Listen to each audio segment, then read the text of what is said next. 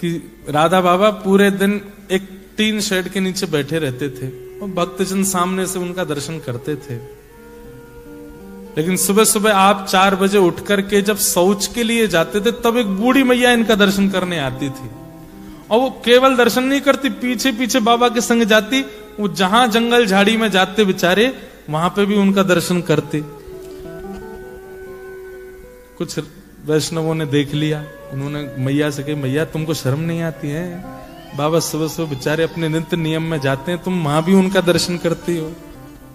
और हमने देखा तुम छुप छुप के सब जगह से देखती हो, क्यों करती हो ऐसा? पूरे दिन बाबा टीन शेड में बैठते हैं, वहीं दर्शन किया करो। तो बूढ़ी मैया के नेत्रों से आंसू आ गए। बोले, मैं सच बताऊं, मैं बाबा को नहीं देखती। बाबा तो पूरे दिन दिखते हैं, बाबा तो पूरे दिन दिखते हैं, दर्शन देते हैं, मैं दिन भर उनका दर्शन करती हूं। पर ये सुबह सुबह जब शौच के लिए जाते हैं ना, उसी समय एक सांवरा सलोना सा लाला इनकी लठिया पकड़ के संग चलता, मैं उसको देखने जाती हूँ, मैं उसका दर्शन करने जाती हूँ, वो रोज दिखता है। तो सब रसिक जन इतने आश्चर्य में आ गए कि मतलब वो इतने पवित्र हैं राधा बाबा कि वे जब अपने नित्य नियम करने जाते हैं तब भी ठाकुर जी उनके संग रहते हैं, तब ठाकुर जी का विशेष दर्शन उनके साथ होता है, और वो मैया को दिखते थे। ऐसे थे राधा बाबा। तो एक बार राधा बाबा ब्रज की किसी यात्रा में थे, हमने एक महापुरुष से ये लीला सुनी। तो यात्रा में इतने श्रमित हो गए थे, रोज तो 4 बजे उठ जाते थे, लेकिन आज 7 बजे उठे सुबह। तो राधा बाबा जैसे ही उठे तुरंत उनके कक्ष में एक महापुरुष बिना किसी रुकावट के घुसता ही चला आया, जिसको वो जानते भी नहीं थे। राधा बाबा उठ करके देख करके बड़े संकोच में आ गए। बोले भाई ये कौन बाबा है, सीधे मेरे कमरे में घुसा चला आया है। तो फिर भी कहा, बोले महापुरुष आपको प्रणाम है, आप कौन हैं, कहां से आए हैं, आपका क्या परिचय है? तो वो जो बाबा उनके कक्ष में आया, वो दोनों भुजा उठा करके रोने लगा। बोले मैं सत्य बता रहा हूं, आज पहली बार मेरे स्वप्न में श्री जी आई थी, किशोरी जी आई थी, और श्री जी आकर के मुझसे बोली, तेरे भजन को पूरा फल प्राप्त है, वे में नेक दूरी रह गई है, या हमारे में तो को राह बतावे आई हूं कि अपने भजन को फल पूरा कर ले। मैंने पूछी, हे श्यामाजू भजन को फल कैसे पूरा होगा? बोले कि अभी अभी राधा बाबा आए हैं बिड़ला धर्मशाला में। बोले मेरा हाथ पकड़ के श्री जी स्वप्न में लेकर के गई धर्मशाला, और मुझे तो पता नहीं आप कहां रुके। आपके कमरे के बाहर जाके उन्होंने इशारा किया, बोले या कमरा में बैठे बाबा, उनको जाके सुबह दर्शन कर लियो, उनके दर्शन से ही तेरा भजन फल पूरा होगा। ये सुनते ही राधा बाबा नेत्रों से अश्रुपात होने लगा। बोले श्री जी ने ऐसी आज्ञा दी? बोले हाँ। बोले श्री जी मुझसे कह के गई कि आज तुम आज जाकर के इनका दर्शन करना। चरणों में प्रणाम किया और प्रणाम करके बोले श्री जी ने एक आज्ञा और दी है। बोले क्या? बोले बरसाने में एक सदगृहस्थ हैं, उनका नाम है मोहिनी बिहारी, मोहिनी श्याम जी। आप कृपा करके या तो उनके दर्शन कराओ, मतलब श्री जी ने मुझको आज्ञा दी मैं आपके दर्शन करूं, और आपके लिए आज्ञा दी है कि बरसाने में एक संत हैं, एक सदगृहस्थ हैं, संत नहीं है, परिवार है उनका पूरा, मोहिनी शरण जी, आप उनके दर्शन करे आओ, और दर्शन नहीं कर सको तो उनके घर की मधुकरी मंगा करके पालो। ये किशोरी जी ने आपके लिए आज्ञा की है। और ऐसा कहकर अब सुबह सुबह उठते ही कोई अपरिचित आकर के इतना सब कुछ बोल जाए तो उस पर विश्वास नहीं होगा। और ऐसा कहते तुरंत वो बाबा वहां से प्रस्थान किए। राधा बाबा महाराज तुरंत दौड़ करके अपनी छत पर गए देखने के लिए कि ये जाएगा किस तरफ। तो देखा वो दोनों भुजा उठा करके नेत्रों से अश्रुपात वृंदावन की ओर दौड़ा। उसकी स्थिति बता रही थी कि वो झूठ नहीं बोल रहा है। राधा बाबा महाराज ने अपने कुछ सेवकों को बुलाया और सेवकों से कहा एक काम कीजिए, ऐसे करके एक मोहिनी श्याम मोहिनी जी करके, मोहिनी शरण जी करके एक सदगृहस्थ हैं बरसाने में, हम तो जाने में अभी असमर्थ हैं, पर उनके यहां की मधुकरी ले आओ, रोटी ले आओ। अपने कुछ सेवकों को भेज दिया। उनमें एक घनश्याम जी करके थे, वे ब्रज में, वृंदावन में जो रासलीला होती है उसमें कृष्ण बनते थे। तो घनश्याम ठाकुर जी भी थे उसमें। तो उन सबको भेजा, जाओ जाकर के बरसाने में कोई मोहिनी शरण जी सदगृहस्थ हैं, उनके यहां से रोटी ले आओ। अब राधा बाबा महाराज किसी के यहाँ की प्रसादी मांग रहे हैं। राधा बाबा जिनको स्वयं श्री ठाकुर जी के प्रत्यक्ष दर्शन होते थे, वो किसी के घर की प्रसादी मांग रहे हैं, तो इसका मतलब वो कितना ऊंचा होगा।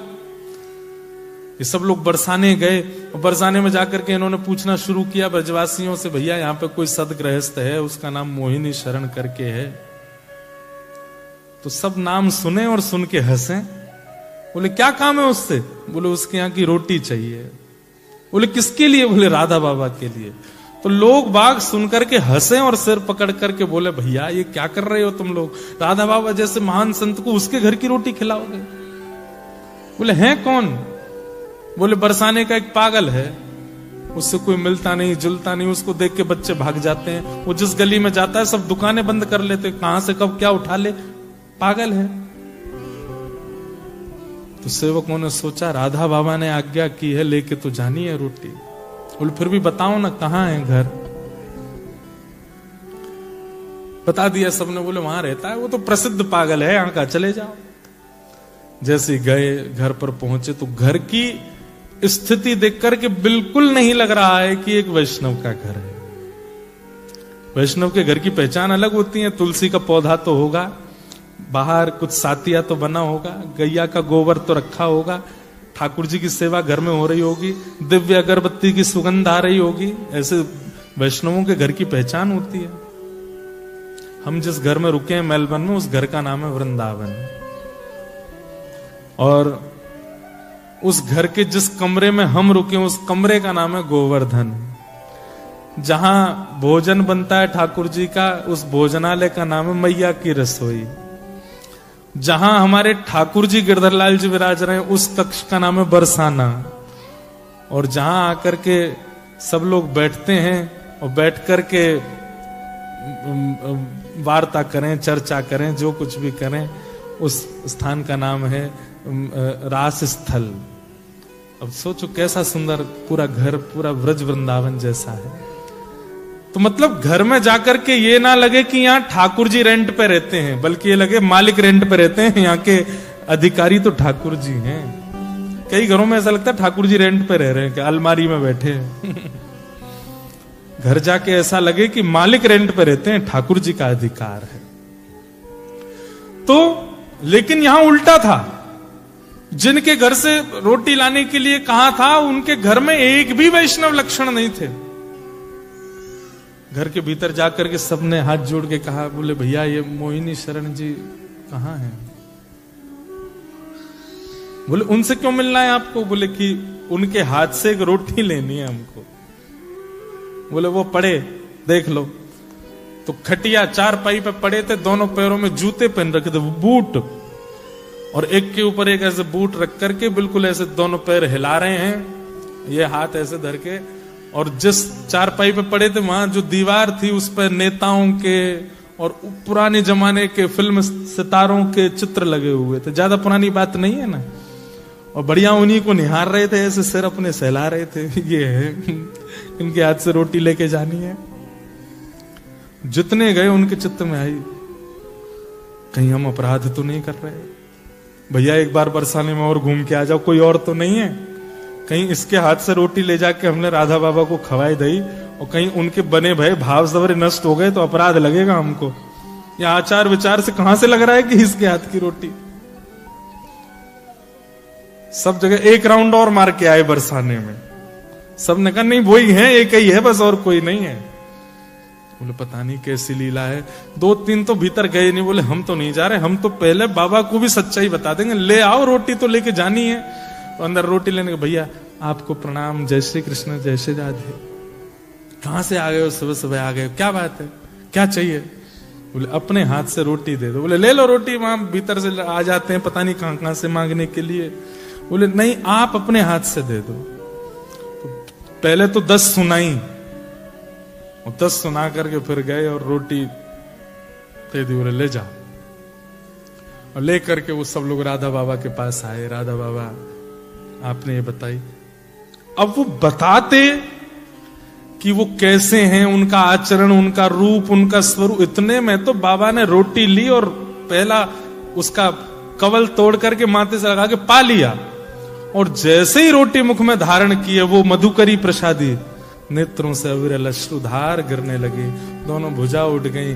किशोरी जी की दिव्य लीलाओं का अनुभव होने लगा, नेत्र लाल पड़ गए, शरीर कंपायमान होने लगा। सामने जो आया, जिसके प्रति उनको अधिकार लगा, तोड़ करके उसको हाथ में नहीं दी, बोले मुंह खोलो, सीधे मुख में। और जिसको भी वो टूक पधराते जाएं, उसके नेत्र बंद हो जाएं, नेत्रों से अश्रुधार, और वही श्री राधा प्रेम में प्रेम मगन होकर के झूमने लग जाए। अब जिन जिनको उनके स्वरूप पर संकोच हुआ था, सब बोले ये क्या हो रहा है। पूरे कक्ष में बैठे हुए लोग भावावेश में चले गए। हाथ आगे बढ़ाया, राधा बाबा ने तिरछी नजर से देखा, बोले तुम अधिकारी नहीं हो इसके, क्योंकि तुम दोष बुद्धि से देख करके आए। और महाराज 1 आध घंटे नहीं, 24 घंटे की भाव समाधि लगी उन लोगों की जिन्होंने वो रोटी की प्रसादी पाई, मधुकरी। वहीं से ही बाबा ने प्रणाम किया और बाबा तो वहां से चले गए। लेकिन जो घनश्याम ठाकुर जी जो रासलीला में कृष्ण बनते थे, वो भी गए थे वहां लेने। उन्हीं के मन में पहले दोष आया कि ये कैसे भक्त हैं। उनके मन में आया कि कोई तो बात है, मैं जाकर के देखूं तो सही, कहीं ऐसा तो नहीं है कि वो अपनी भक्ति को छुपाते हैं। ऐसा हो नहीं सकता कि उनकी प्रसादी से ये सब हो गया। घनश्याम ठाकुर जी गए बरसाने, और बरसाने गए तो आज वो और ज्यादा विचित्र रूप में बैठे थे। वो कोट वोट पहन के, बूट वोट पहन के, बिल्कुल ऐसा दिखावे सबको संसार को कि महापागल हैं, संसारी हैं, और विचित्र सब उनसे दूर दूर रहें। पर ये पहचान है एक अत्यंत वैष्णव की। भक्त की इच्छा ये नहीं होती कि मैं बहुत प्रसिद्ध हो जाऊं, भक्त की इच्छा ये नहीं होती कि मैं बहुत सिद्ध हो जाऊं। भक्ति की इच्छा यही होती है केवल प्रिया प्रियतम मेरे रहें, बाकी सब मुझे अकेला छोड़ दें। ये एक असली भक्त की इच्छा होती है। चरण पकड़ लिए घनश्याम जी ने, बोले कि आप ये नहीं हो जो दिखा रहे हो, क्या हो वो दिखा दो। मेरी आपसे प्रार्थना है। बहुत अच्छा नाटक करते हैं आप, आपके शब्दों में भी कहीं से भी वैष्णवता नहीं झलकती, आपके रूप प्ररूप में भी कहीं से वैष्णवता नहीं, आपके आसपास भी ऐसी आपने व्यवस्था कर रखी है कि किसी प्रकार से वैष्णवता का दर्शन नहीं हो।